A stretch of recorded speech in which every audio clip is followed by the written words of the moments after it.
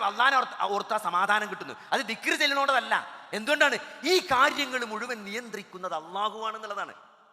ഈ നിയന്താവിനെ മറക്കുന്നതാണ് സ്ട്രെസ്സിന്റെ കാരണം. നമ്മൾ വിചാരിച്ചാണ് അവിടെ പോയാൽ ശരിയാവും, ഇവിടെ പോയാൽ ശരിയാവും. അള്ളാഹു വിചാരിച്ചാലേ ശരിയാവുള്ളൂ. അള്ളാഹിനോട് പറഞ്ഞാൽ മതി. എൻ്റെ കാര്യം ഏറ്റവും അറിയുന്നവൻ ആരാണ്? എൻ്റെ റബ്ബാണ്. അതിന് ഏറ്റവും നല്ല പരിഹാരം അറിയുന്നവരാരാണ്? എൻ്റെ സഫറിങ്സ് ഏറ്റവും നന്നായി കാണുന്നതാരാണ്? എൻ്റെ റബ്ബാണ്. അതിന് പരിഹാരം അറിയുന്നവനാരാണ്? അള്ളാഹുവാണ്. ആ പരിഹാരം നടപ്പിലാക്കാൻ കഴിയുന്നവനാരാണ്?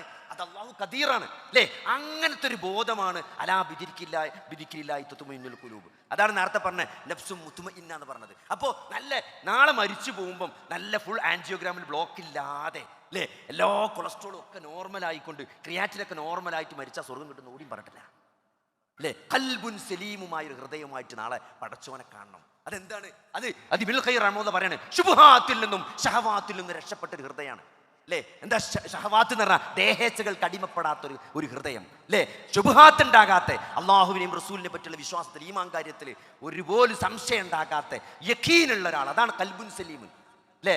നഫ്സുൻ മുത്മഇന്ന, സമാധാനമടഞ്ഞൊരു മനഃശാന്തി ഉള്ള അള്ളാഹിനെ പറ്റി ഓർത്തിട്ട് ഇതൊക്കെ കൺട്രോൾ ചെയ്യുന്നത് പടച്ചോനാണ്. ആരെന്തും ചെയ്തോട്ടെ, എൻ്റെ റബ്ബ് കാണുന്നുണ്ട്, അറിയുന്നുണ്ട്, എൻ്റെ പടച്ചോനെ ഒരു മാർഗ്ഗം ഉണ്ടാക്കി തരും. ഈ പരീക്ഷണങ്ങളൊക്കെ എനിക്ക് പോസിറ്റീവായി.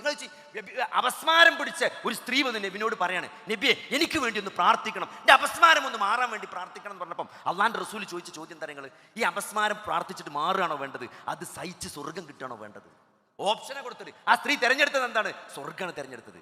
ഇത് സഹിച്ചങ്ങനെ ജീവിച്ചാൽ സ്വർഗം കിട്ടുന്ന ആ സ്ത്രീ തിരഞ്ഞെടുത്തത്. പക്ഷെ ഒരു കാര്യം പ്രാർത്ഥിക്കാൻ പറഞ്ഞു, അപസ്മാരം ഉണ്ടാവും, എൻ്റെ ഹിജാബ് വെളിപ്പെടാതിരിക്കാൻ വേണ്ടി അള്ളാഹുവിനോട് പ്രാർത്ഥിക്കണം എന്നാണ് പറഞ്ഞത്. ആ അപസ്മാരം മാറാൻ വേണ്ടി പ്രാർത്ഥിച്ചില്ല. സഹോദരങ്ങൾ, എന്താണ്? സ്വർഗമാണ് അപസ്മാരത്തിന്റെ കഷ്ടപ്പാടിനേക്കാൾ വലുത് എന്ന് തിരിച്ചറിഞ്ഞത് കൊണ്ടാണ്. അത് വല്ലാത്തൊരു തിരിച്ചറിവാണ് അല്ലേ. നാളെ സ്വർഗത്തിൽ ഏറ്റവും കൂടുതൽ പ്രതിഫലം കിട്ടുന്ന രണ്ടാളുകൾ ആരാണ് അറിയുന്നത്? ഒന്ന് ഷഹീദാണ്, മറ്റേതോ ക്ഷമയിൽ, പരീക്ഷണങ്ങളിൽ, തീച്ചുളകളിൽ ക്ഷമിച്ച ആളുകൾ. അവർക്ക് അള്ളാഹു കണക്ക് നോക്കാതെ പ്രതിഫലം നൽകും അല്ലേ. ക്ഷമക്കുള്ള പ്രതിഫലം ബിഗൈരി ഹിസാബാണ്, കണക്കില്ല. ബാക്കി കണക്കുണ്ട്, 1, 10, 70, 700 അത്രേ ഉള്ളൂ. അങ്ങനെ കണക്കുണ്ട് എല്ലാത്തിനും. പക്ഷെ കണക്ക് നോക്കാതെ പ്രതിഫലം നൽകും. പ്രതിസന്ധികളിൽ ക്ഷമിച്ച ആളുകൾക്ക് അള്ളാഹു കണക്ക് നോക്കാതെ. ഈ രണ്ടാളുകൾ നാളെ സ്വർഗം കിട്ടുമ്പോൾ നെഗോഷിയേറ്റ് ചെയ്യുന്നതാണ്. ഷഹീദ് പറയും, ഞാൻ ഒന്നുകൂടി ദുനിയാവിലേക്ക് പോയിട്ട് ഒന്നുകൂടി ഷഹീദായിട്ട് വരാമെന്ന് പറയും. നിങ്ങൾ ആലോചിക്കുക, നിങ്ങൾ അറിയോ, സ്വർഗത്തെ താക്കോലുമായി മണ്ടൂല നമ്മള് സ്വർഗത്തേക്ക്. ആരവിടെ നെഗോഷിയേഷൻ നിൽക്കുക, വർത്താനത്തിരിക്കുക.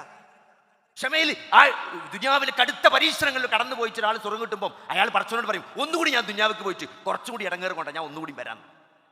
എന്ത് ഈ പ്രതിഫലത്തിന്റെ വലിപ്പം കണ്ടിട്ട് ഇതൊക്കെ എന്താ നമുക്ക് നൽകുന്ന മെസ്സേജ്? ഇതൊന്നും നഷ്ടമല്ല എന്നാണ്. അങ്ങനത്തെ ഒരു കാഴ്ചപ്പാടിലൂടെ മാനസികമായ ശാരീരികമായ ആരോഗ്യത്തിലൂടെ ഒരു പേഴ്സ്പെക്റ്റീവ് ഉണ്ടാക്കിയെടുക്കുക എന്നുള്ള ഖുർആൻ മനുഷ്യന്റെ ജീവിതത്തിലെ ആരോഗ്യപരമായി അങ്ങനെയാണ് ഇടപെട്ടുള്ളത്.